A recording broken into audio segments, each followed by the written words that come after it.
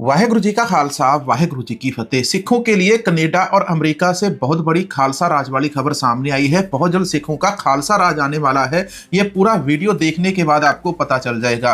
New Jersey के अंदर एक बार फिर से एक और नए टर्बन बांधने वाले, पगड़ी बांधने वाले सिख मेयर बने हैं। इसके बाद फिर वो असेंबली के अंदर भी पहुंचे हैं, असेंबली मैन भी बने हैं। इनकी जानकारी दूंगा। इसके साथ कनाडा से सरदार टिम उप्पल सिंह का नया वीडियो सामने आता है। हरियाणा के रोहतक जिले के अंदर एक घटना होती है जहां पर एक सिख महिला को, जो कि गुरुद्वारा साहिब के अंदर सेवा करने जाती है, पीटा जाता है। सिरसा के अंदर सिख नौजवानों के ऊपर कार चालकों के द्वारा हमला किया गया, लेकिन सोशल मीडिया के ऊपर केवल सिखों को बदनाम करने के लिए उस वीडियो का एक हिस्सा चलाया जा रहा है। वहीं पंजाब सरकार के द्वारा एक बहुत बड़ा फैसला कल सुनाया गया। बुड्ढे नाले को लेकर भी सरदार अमितोज सिंह मान का एक नया वीडियो सामने आता है। वीडियो की शुरुआत करते हुए सबसे पहले अपने कुलवंत सिंह भाई जी का तहे दिल से धन्यवाद करते हैं कि वो हर बार हमको गूगल पे के ऊपर तो सपोर्ट भेजते हैं। यहाँ पर इसको स्क्रॉल करेंगे तो यहाँ पर थैंक्स वाला बटन लिखा आता है, इसके ऊपर आपको क्लिक करना है। यहाँ पर 40 रुपए, 100 रुपए, 200 रुपए या इससे भी ज्यादा का जितना भी कर सकते हैं, 10,000 का अधिक से अधिक सुपर थैंक्स चैनल को आप डोनेट कर सकते हैं। तो सबसे पहले आपको सिरसा वाली खबर बताते हैं, आखिर सिरसा के अंदर क्या कुछ हुआ। सिरसा के अंदर दो गुटों के बीच में लड़ाई हुई है। ये लड़ाई क्यों हुई? सिरसा के अंदर दो कारें सड़क के ऊपर जा रही थी, दोनों की आपस के अंदर कोई छोटी सी टक्कर होती है। पहले सरदार जी की गाड़ी के साथ पीछे उनके जो दूसरी गाड़ी आ रही होती है तो उनको ओवरटेक करते हैं या उनके साथ टक्कर होती है तो उसमें दूसरी गाड़ी का शीशा टूट जाता है।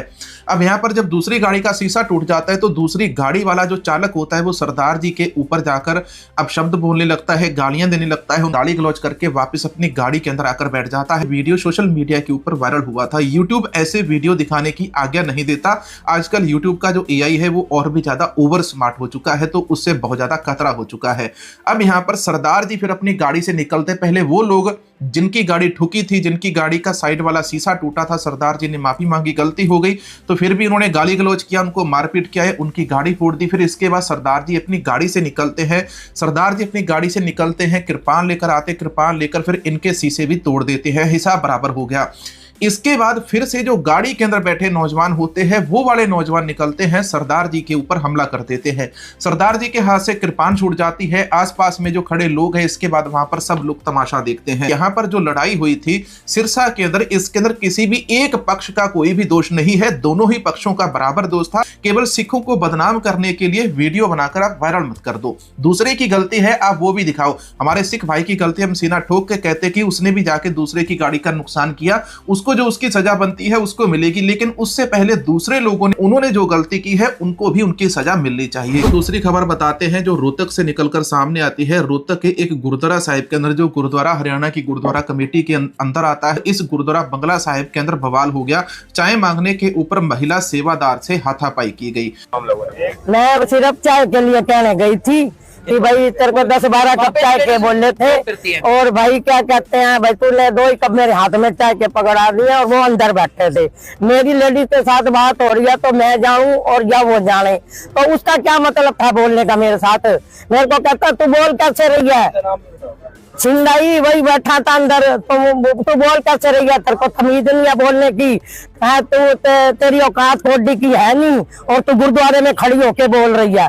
तो मेरी औकात क्या समझा रहा था वो मुझे? अगर मैं जैसे तू गुरुद्वारे में आया बैठा से मैं आई बैठी हूँ, इसमें औकात समझाने की क्या बात है? तो वो उसकी औकात मेरे से ऊपर है। जो मुझे तो 16-17 साल हो गए सेवा करते हैं गुरुद्वारे में, और वो कल की हरियाणा कमेटी बनी है तो ये उसने बदमाशी दिखा रहा अपनी। लगाया कोई तो मम्मी को धक्का भी मारा, धक्का मारा तो फिर ये मेरे बेटा आ गया, मैंने इसको बताया तो इसने कहा भाई तेरी माँ की उम्र की है, तू मम्मी के साथ ऐसे क्यों बोला? तो इसको मारने भागा, इसको प्लेट उठा ली और इसको मारने के लिए भागा। कहता तू इधर आ, तू चौड़ा होके कैसे आया? तो क्यों बेटा मेरा माँ के पीछे बोल नहीं सकता? अगर उसकी माँ के साथ उल्टा कोई बोलेगा तो बेटा तो बोलेगा। गुरुद्वारा साहिब के ऊपर किसी एक व्यक्ति का कभी भी कब्जा नहीं हो सकता, ना किसी एक दल का हो सकता है, ना किसी कमेटी का हो सकता है, ना किसी प्रधान का होता है। गुरुद्वारा संगत का होता है। गुरुद्वारे को बनाने के लिए संगत पैसा देती है, गुरुद्वारे को चलाने के लिए संगत पैसा देती है, गुरुद्वारे में लंगर संगत के पैसे से बनता है, किसी प्रधान के पैसे से या किसी कमेटी मेंबर के पैसे से नहीं बनता है। गुरुद्वारे के अंदर जो कमेटियां हैं, गुरुद्वारे का प्रबंध सही तरीके से चलाने के लिए होती है। यदि हरियाणा के अंदर, रोहतक के अंदर हरियाणा की गुरुद्वारा कमेटी ये चीजें देख रही है, गुरुद्वारा कमेटी को इमीडिएटली इसके ऊपर एक्शन लेना होगा कि गुरुद्वारा साहिब के अंदर ये जो शिंदा सिंह है, इस शिंदा सिंह को शिंदा सिंह बनाया जाए और इसके ऊपर कार्रवाई, सख्त से सख्त कार्रवाई करवाई जाए। अब आपको अमेरिका वाली खबर बताते हैं। अमेरिका के न्यू जर्सी स्टेट से एक बहुत बड़ी खुशी की खबर सामने आती है। हम बार बार बातें करते हैं कि अमेरिका से खालसा राज आएगा, अमेरिका से खालसा राज आएगा, तो अमेरिका से खालसा राज आएगा कैसे? अमेरिका से भाई खालसा राज तभी आएगा जब अमेरिका के अंदर हमारे जो सिख भाई हैं बड़े बड़े पदों के ऊपर बैठे होंगे, चाहे वहां के रक्षा मंत्री हो, डिफेंस मिनिस्टर हो, या कह ले हम वहां के राष्ट्रपति के साथ काम करेंगे, अलग अलग स्टेट के अंदर मुख्यमंत्री बनेंगे। भारत के अंदर तो मुख्यमंत्री बन के सिखों ने देख लिया, वो वैसे ही हो जाते हैं जैसी यहाँ की सत्ता है। लेकिन अमेरिका, कनाडा के अंदर जब वहां पर कोई एमपी बनता है, एमएलए बनता है, कोई सिख व्यक्ति एमपी एमएलए बनता है, तो हमेशा अपने कौम के भले की बात करता है। ऐसा ही एक नया नाम आता है न्यू जर्सी से, सरदार रवि सिंह भल्ला का। सरदार रवि भल्ला जो कि विधानसभा के मेंबर बन चुके हैं। इस समय उनको हडसन काउंटी के 32वें विधायी जिले का प्रतिनिधित्व करने के लिए नवनिर्वाचित विधानसभा सदस्य क्रेटी ब्रेनन के साथ शामिल किया गया है और उनको वहां का मेयर बनाया गया। उनको न्यू जर्सी का असेंबली मैन भी बनाया गया है, असेंबली मेंबर भी उनको बनाया गया है। और ये सिख कौम के लिए एक बड़े मान और फख्र की बात है कि आज हमारे जो सिख भाई हैं वो दुनिया की बड़ी बड़ी असेंबलियों के अंदर पहुंच चुके हैं, एमपी और एमएलए बने हैं। देखो ये खालसा राज के साथ कैसे जुड़ती है। एक और मेयर के बारे में देखा होगा, वो अमृतधारी सिख व्यक्ति है, अपने पीछे निशान साहिब लगाते हैं, दूसरी तरफ उनके अमेरिका का झंडा होता है। वो पूरी कम्युनिटी की तरफ से, पंजाब भारत सिख कम्युनिटी की तरफ से बहुत बहुत बधाई देते हैं कि इन्होंने अपनी कौम का मान बढ़ाया है। और आने वाले समय के अंदर बेदबी वाला मामला हो, बंदी सिखों का मामला हो, या सिखों के साथ भारत सरकार के द्वारा या नेहरू के द्वारा जो वादे किए गए थे उन वादों को पूरा नहीं किया गया, तोड़ लिया गया, तो वो सारी बातें ये अपनी असेंबली के अंदर जरूर उठाएं। अब इसी प्रकार की दूसरी बड़ी खबर मैं आपको कनाडा वाली बताने वाला हूं। कनाडा के अंदर सरदार टिम सिंह उप्पल है, इनका वीडियो मैं आपको यहां पर दिखाने वाला हूं। जो संसद की कार्रवाई होती है कनाडा के अंदर, सरदार टिम सिंह उप्पल ने बताया कि कनाडा के अंदर जो लोग हैं आज डर के माहौल के अंदर रहते हैं। कनाडा के अंदर लोगों से एक्सटॉर्शन मनी मांगी जाती है, उस एक्सटॉर्शन मनी को किस प्रकार से रोका जा सकता है, सरदार टिम सिंह उप्पल का वीडियो आपको सुनाते हैं, सुनिए। It is right that the Liberals have failed to keep Canadians safe. But we are seeing from right across the country stories of families who have worked extremely hard, have put in their life savings into building up businesses, hiring Canadians, and they are now being punished for their success. They are receiving phone calls and being extorted for millions of dollars. Their homes are being shot at. Some homes have been burnt down. Families are forced to leave their homes, many times living separately apart. Some families have actually left the country. These are families who, an example in Edmonton, a family who has now had to leave their home.